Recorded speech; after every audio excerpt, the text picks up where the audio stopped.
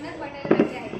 तसेच पुढे आपल्याला भोसरी विधानसभेतून आपलेच उमेदवारांना बहुमताने निवडून द्यावे लागेल आणि तसेच पिंपरी चिंचवड महानगरपालिकेवरती आपल्याला भगवा हात फडकावा लागेल.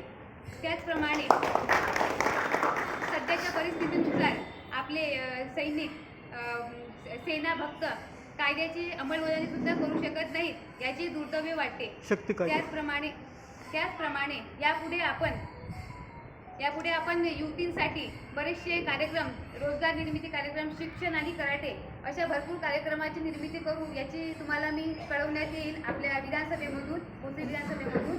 तसेच मला शिवसेना या पक्षात स्वीकारून घेतले यासाठी माझे सर्वांचे मी खूप आभार मानते आणि शेवटच्या श्वासापर्यंत मी माझा वेळ हा पक्षाला देईन आणि पक्षाचे नाव खूप मोठे करेल असे मी सर्वांना आश्वासन देते. त्याचप्रमाणे इतर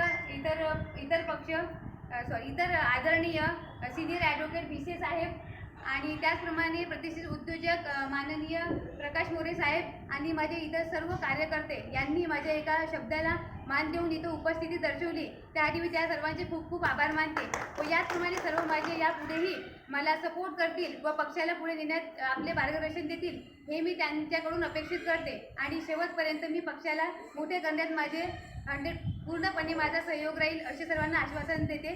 जय हिंद, जय महाराष्ट्र.